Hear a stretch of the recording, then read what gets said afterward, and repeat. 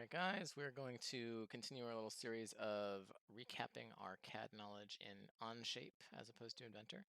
Last video, we looked at how to use the mirror tool and how to make our origami heart shape again, and also how to create a 2D drawing of our 3D part.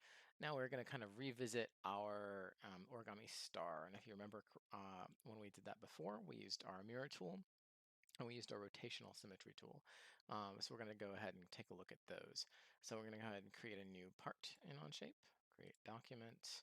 I'm going to call this origami star.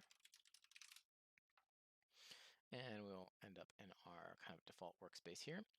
We're going to go ahead and create a sketch. We're going to choose the front plane. And I'm going to, again, change my view. So I'm looking at it in a 2D plane here. And I'm going to start by making a construction line so that we can mirror things about things before.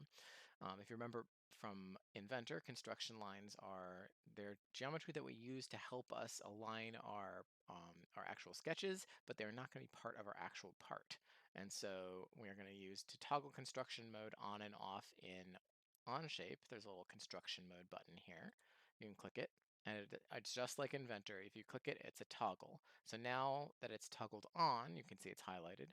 And any shapes that I make while this is toggled on are going to be construction geometry, not actual parts. So they'll be useful for me to align to help me plan out my drawing, but they will not actually be useful if I want to, say, extrude stuff or turn it into an actual object. So that said, I'm going to set myself up with a central construction line that I can mirror things about. So I'm going to choose a line, and again, now I have my line tool selected and I have construction mode toggled on. I'm going to set it at the origin to start, and I'm going to pull it up and I'm going to lock it to kind of the vertical axis here. And it doesn't matter exactly how tall it is, I just need it to be along that axis. Now, if you remember from our heart video, we could actually mirror along this axis if we really needed to. But it is nice having this line here a little more explicitly, and we'll in the future need to create lines that are not aligned with an axis directly. So being able to toggle this on and off is really important. One difference between Onshape and Inventor is when we finish creating our construction line, it toggles construction mode off for us, so we don't have to toggle it again. So we are now back in regular construction mode. So that said, I am going to do a few things. I want to figure out roughly how tall I want my star to be. And then I need to go ahead and figure out the dimensions of it. So for my construction line here, I'm going to use that to kind of help me orient things. So I'm going to actually go ahead and go to my dimension tool. And I'm going to dimension my construction line. And let's say, let's call that 7.5 centimeters tall. So that's how tall our construction line is going to be. And I'm going to use the top of that as the top of my star. So I'm going to go ahead and start with my line tool. I'm going to pin it to the top of my construction line here. And I want this line to end at my horizontal axis. You can see when I hit this point, it kind of snaps to the axis there. You can see a little bit of a dashed line. You can also see that horizontal black line that shows up just the bottom right of my cursor. That's saying that that's pinned, that's constrained to be along this line here, horizontal to that. So initially, I'm just going to choose my line so that it is constrained to this horizontal axis. So it's pinned there. Now, if you remember, the key thing for defining our star was really the height of this and then also the angle between the edge of the star and the center line. So again, to set that angle, I'm going to use my dimension tool, and just like an Inventor, I'm going to dimension between the line of the star and between this vertical axis here, and then it's going to switch to an angle constraint. And I'm going to put in 18 degrees. That happens to be the angle that will work for our five-pointed star. You can do the geometry if you really like to figure out the angle to work for other points of stars, but we'll get to that later. So now I've constrained this. Now I need to go ahead and mirror it. So if you remember, our mirror tool is up here. Looks like a little mirrored object. We're going to click on that. It tells us to select a mirror line. Well, that's going to be our handy dandy construction line here. Then select the entities to be mirrored. That's just this one line here. And then boom. Now I have one wing of my star. Now I'm still in mirror mode, so I need to hit escape on my keyboard or toggle this off again and to get out of mirror mode. So that finishes my little mirror operation. I have one piece of my star. but I still need to rotate it around and make the whole star. Now, up here, you may have, most likely when you first come into this, you'll see a button that has a couple squares here. But this is the pattern tool. And there's a couple different options. It starts out as a linear pattern. When you click on this, you can choose between a circular pattern or transform, which is a combination of both.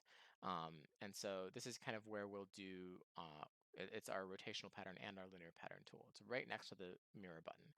So we want a circular pattern. So instead of linear pattern, we're going to click on this little arrow here, select circular pattern. And now we're basically going to just select the pieces that we want to rotate. So I want this one, and I want this one, those two. And you can see it's giving me something. It's it's inferring a lot of things already. So it's inferred that I want to rotate around this center point, and that's fine for now. We'll talk later about how to do it around some other point. And it's also inferred that I want only 3 points of my star. Well, that looks kind of weird, so we need to figure that out. To change the number of times it rotates your pattern around, you'll see down here there's this little 3x. You can double click on that and enter in the number of points you want. So you could say something like, oh, I don't know, 8.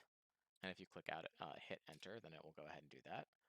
You could do something crazy like 83, and it'll probably freak out. I'm not sure exactly what it's doing there, but who knows? Who can say? But what we really want is 5. 5 points for our star, and it's going to rotate it around 1, 2, 3, 4, 5 times. So that is our new shape. And then you can basically just click anywhere to have it confirm. And now we have our 2D sketch. So if I go over to my viewfinder here and choose a 3D view, we can see that my sketch is kind of done. I have my 5 points. Awesome. So I'm going to go ahead and finalize my sketch by clicking on the green check mark here. And now I need to go ahead and extrude it. Now I want to extrude this central portion out to a different height than the wings. And if you remember in Inventor, we had to do our extrusion slightly differently to accommodate that. And it's the same thing here. So I'm going to start by going to the extrusion tool.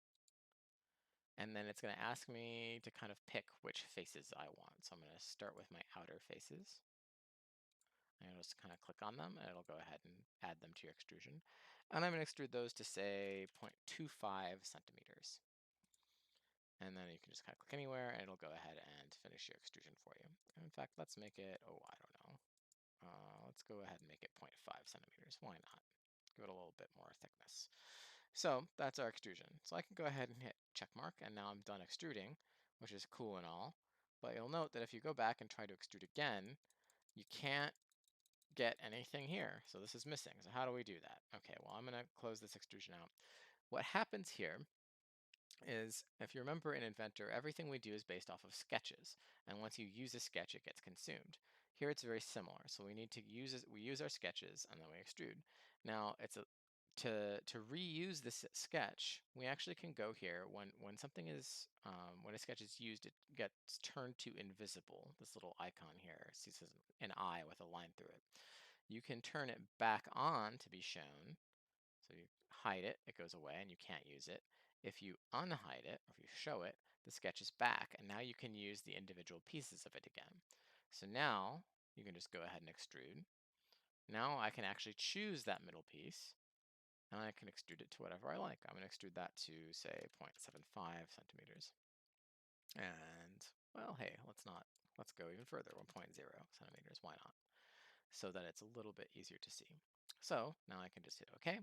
Now I have 2 separate extrusions defined off of that sketch, and now I can go ahead and rehide it because I don't need it anymore. And now I have my star. And you'll see it also will, as you do these extrusions, it will just automatically pick colors and things for the different pieces. You can change those in other parts. Oh, and the other thing too is you'll see that I'm rotating my piece around. I haven't mentioned this before, but the way to do that is to click and hold your right mouse button, and then you can kind of rotate and orbit around. And if you get into a weird place and you want to go back to where you were, you can just kind of come back over to the kind of viewfinder at the top right and click around till you get back to your home position. So that's how we've made our little our little star shape. And if we wanted to then go ahead and make it into a 2D drawing, again, we would right click on our tab down here, create a drawing of this part, and then we would go ahead and we'll use our ANSI A millimeters. That's what we used last time. We'll use our 4 views and we'll hit OK. And it'll go ahead and finish itself up.